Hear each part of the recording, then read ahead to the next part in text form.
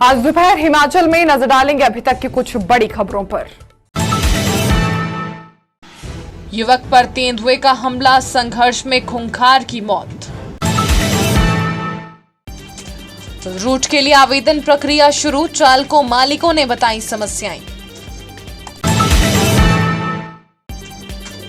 बैठक में ज्वलंत समस्याओं पर चर्चा, स्मार्ट मीटर का किया विरोध।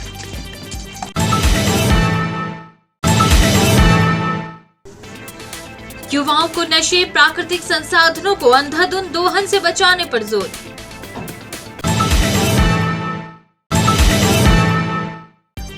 मेले में दिखेगी लोक संस्कृति की झलक, सर्वश्रेष्ठ झांकी को 51,000 का पुरस्कार।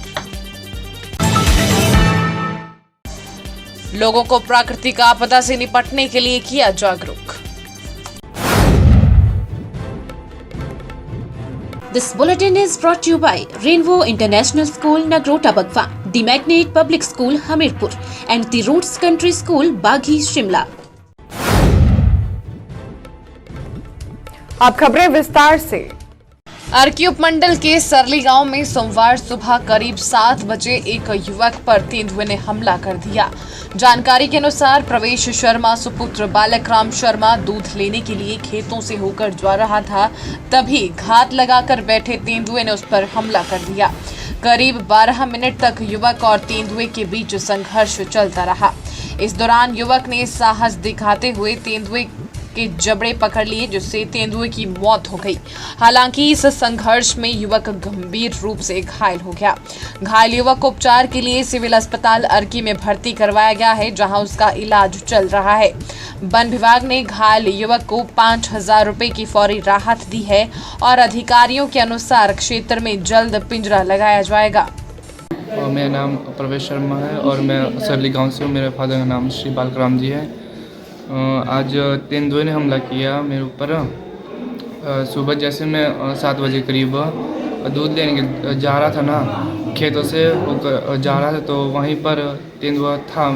मैंने उसको देखा नहीं था। जैसे मैं जा रहा था ना, तो उसने हमला करने के लिए जैसे उसने थोड़ी सी छेड़ की ना, तो मैंने उसको एकदम से देखा, तो उसने जैसे मेरे ऊपर हमला किया, तो मैं वहाँ से भागने वास्ते जैसे मैं गिरा उधर, तो उसने मेरे गर्दन के ऊपर हमला किया। तो मैंने अपनी गर्दन को बचाने के लिए हाथों को अपनी गर्दन के ऊपर रखा, तो उसने मेरे हाथों को अपने पंजों से बिल्कुल खरोच दिया। तो मैंने उसको धक्का दिया, वहाँ से फिर से भाग रहा था मैं, तो उसने फिर से वहीं पर हमला किया। हम दोनों खेत में हम दोनों के बीच में लड़ाई हुई, तो लड़ाई के दौरान उसका जबड़ा है वो तोड़ दिया उधर, तो वहाँ से भागा। और तेंदुआ बच गया या उसकी? वो मर गया उधर ऑन स्पॉट। आप जो है पढ़ाई करते हैं या आप ITI करता हूँ इधर अर्की में। अच्छा, अर्की में ITI। ठीक है, किस ईयर में? सेकेंड ईयर में। और कौन सा कोर्स? इलेक्ट्रिशियन में। तो आपकी प्रशासन से कोई डिमांड? प्रशासन से मेरी तो नहीं। कोई गुजारिश संबंधित विभाग से, फॉरेस्ट से? जैसे क्या इससे पहले भी 2-3 दिन पहले भी आया था। जैसे 6 तारीख को भी आया था, उसने हमला किया था। एक स्कूटी वाला वहाँ से जा रहा था, तो उसके ऊपर उसने हमला किया था। तो हम वहाँ से गाड़ी वगैरह गुजरे, वहाँ पर वो क्या बोलते हैं उनके आगे क्या आ जाता था। तो फर्स्ट जो डिपार्टमेंट वहाँ पर उसकी कंप्लेंट की गई पहले कि यहाँ पर तेंदुआ आ रहा है, घूम रहा है वो ऐसे ही। तो उन्होंने वहाँ से कोई ऐसी कार्यवाही नहीं थी, तो उन्होंने बोला कि अपना बचाव रखो। विभाग के अधिकारी कोई आए थे उधर? आए थे उधर, आज आए गर्मी ऊंचाई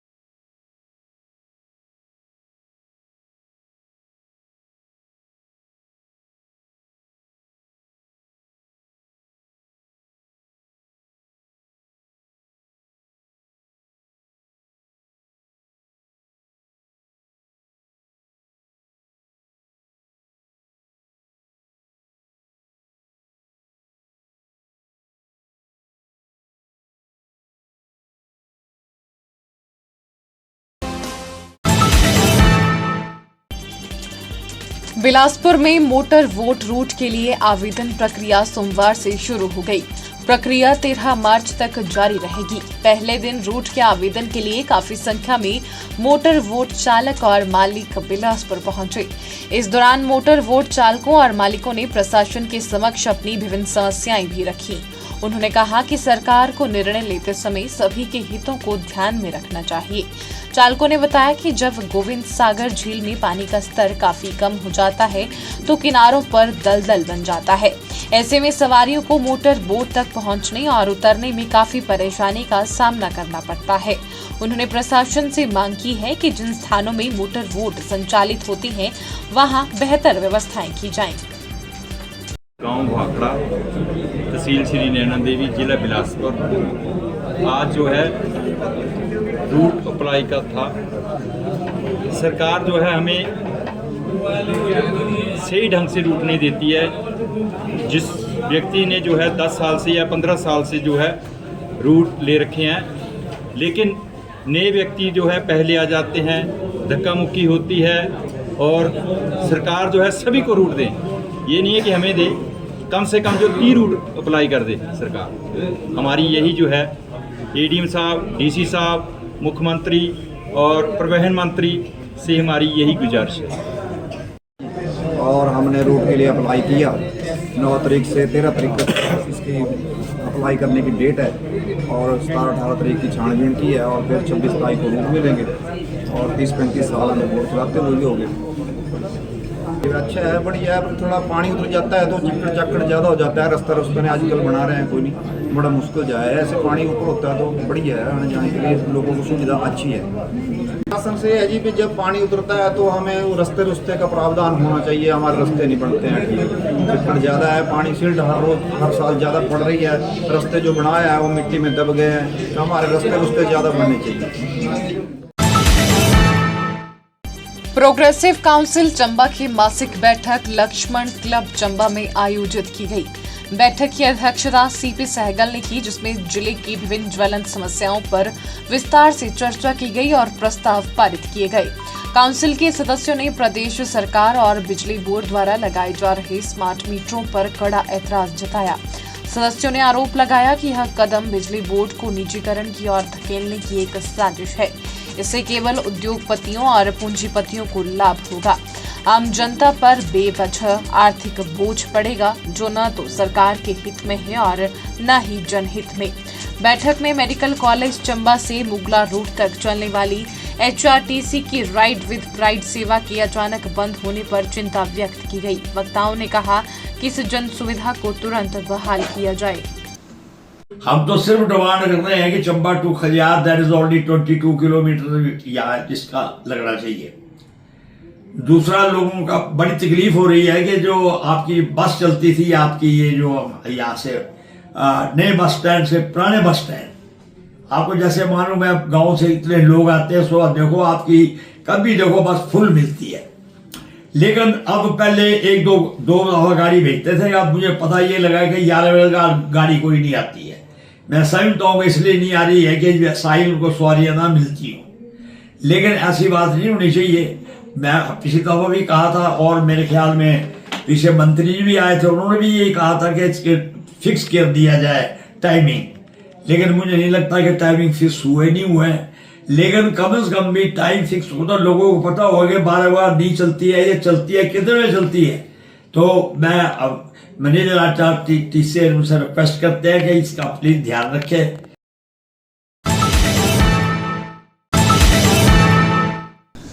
हमीरपुर के ग्राम पंचायत पांडवी के तहत आने वाले चौंतरा क्षेत्र में नशा निवारण, पर्यावरण संरक्षण पर जागरूकता कार्यक्रम का आयोजन किया गया।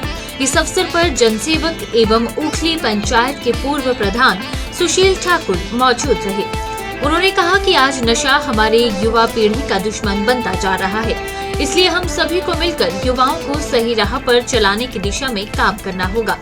उन्होंने नशे के दुष्प्रभाव भी बताए, पर्यावरण संरक्षण के प्रति सजगता की भी बात रखी।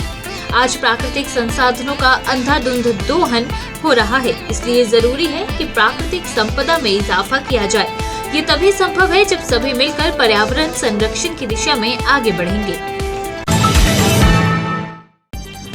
22 से 28 मार्च और 23 से 27 मार्च तक आयोजित होने वाले राज्य स्तरीय नलवाड़ एवं सुकेत देवता मेला सुंदरनगर में इस बार पहली बार प्रदेश के विभिन्न जिलों की लोक संस्कृति और पारंपरिक वेशभूषा की झलक देखने को मिलेगी।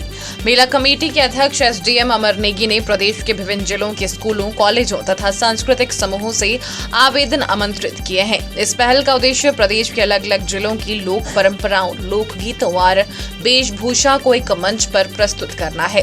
एसडीएम अमर नेगी ने कहा कि इच्छुक समूह 10 मार्च तक अपने आवेदन एसडीएम कार्यालय सुंदरनगर में जमा करवा सकते हैं। जिस समूह की झांकी या सांस्कृतिक प्रस्तुति सबसे बेहतर होगी उसे मेला कमेटी की ओर से 51,000 रुपए का नगद पुरस्कार दिया जाएगा। जैसे कि आप सबको ज्ञात है कि इस वर्ष भी हम राज्य स्तरीय नलवाड़ सुकेत देवता मेले का आयोजन 22 से 28 मार्च के बीच में कर रहे हैं और उसी के साथ हमारा जो सुकेत देवता मेला है वो भी इस वर्ष 23 मार्च से लेकर 27 मार्च तक आयोजन किया जा रहा है। इस वर्ष हम एक नई परंपरा की शुरुआत करने की सोच रहे हैं जिसमें हमारे विभिन्न जिलों की संस्कृति, वेशभूषा से संबंधित सारी चीज़ों का हम एक डिस्प्ले करेंगे एक प्रोसेशन के माध्यम से। तो मेरी सारी जितने भी जो हमारे इंस्टीट्यूशंस हैं, चाहे स्कूल है, कॉलेजेस हैं, वो सारे यहाँ पे मतलब इसमें पार्टिसिपेट करें और हमारी कोशिश रहेगी कि एक टैब्ल्यू या झांकी के रूप में हम हर ज़िले की संस्कृति को उसमें दर्शाएं। और मेरी आपसे रिक्वेस्ट है कि आप इसमें पार्टिसिपेट करें, अपने बच्चों को प्रेरित करें, वो इसमें पार्टिसिपेट करें। और इस संदर्भ में जो भी आपने अगर कोई अधिक जानकारी लेनी है तो एसडीएम ऑफिस कार्यालय में संपर्क करें। और इसकी जो लास्ट डेट है वो 10 मार्च है, उससे पहले आप अपना आवेदन दे सकते हैं। और इसके साथ साथ हमने मतलब इसमें पुरस्कार का भी इसमें हमने प्रावधान रखा है। जो इसमें जो फर्स्ट आएगा या जिसकी झांकी या टैब्लू सबसे अच्छी पाई जाएगी उसको 51,000 का इनाम राशि दी जाएगी। और इसके साथ साथ जो जितने भी हमारे प्रतिभागी होंगे, पार्टिसिपेंट्स होंगे, उनको हम पार्टिसिपेशन सर्टिफिकेट भी देंगे। Doctor YS Parmar University of Horticulture and Forestry Nauni में आपदा प्रबंधन को लेकर एक जागरूकता कैंप का आयोजन किया गया। इस कार्यक्रम का उद्देश्य विद्यार्थियों और कर्मचारियों को आपदा के समय सतर्क रहने और बचाव के उपायों के प्रति जागरूक करना था। एडीसी सोलन राहुल जैन ने बताया कि प्राकृतिक आपदाओं से निपटने के लिए लोगों में जागरूकता और सही जानकारी होना बेहद जरूरी है। कार्यक्रम में प्रतिभागियों को आपदा से बचाव के विभिन्न उपायों के बारे में भी जानकारी दी गई।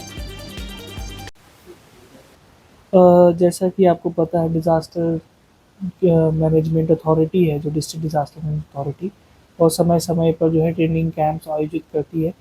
और इस बार जो है हमने नौनी यूनिवर्सिटी के साथ एक साझा तरीके से एक CBRN जो केमिकल, बायोलॉजिकल, रेडियोलॉजिकल और न्यूक्लियर डिज़ास्टर्स होते हैं, जिसके बारे में जो है काफ़ी सारे लाइन डिपार्टमेंट्स को जानकारी का अभाव था और जिस बारे में हमने पहले एक वर्कशॉप भी कराई थी और अब जो है ट्रेनिंग कराई गई है। जो उस वर्कशॉप में बहुत सारे एक्सपर्ट्स पूरे भारत में से आए थे और उनके जो द्वारा जो सजेशंस दिए गए उसी के बेसिस पे हमने एक ट्रेनिंग कराई है।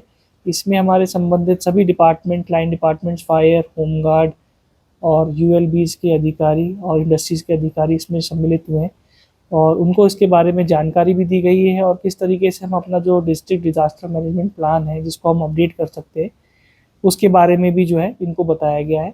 और हम कोशिश करेंगे आने वाले वक्त में कि जो इन चीज़ों के बारे में जो कमियां हैं एडमिनिस्ट्रेटिव लेवल पे उसको उसमें सुधार हो सके और बेटर इक्विपमेंट जो है हम लाइन डिपार्टमेंट्स को प्रोवाइड करें ताकि इस तरीके की अगर कोई डिज़ास्टर आता है तो लोग बेटर अवेयर रहे। इसमें अभी तो फ़िलहाल ट्रेनिंग है ये और यूनिवर्सिटी को जो है हमने यहाँ से हमारी तरफ से ट्रेनिंग कराने के लिए और वर्कशॉप कराने के लिए फाइनेंशियल असिस्टेंस दिया था और एक्सपर्ट की तरह उन्होंने इसमें काफ़ी अच्छा हमारा सहयोग दिया।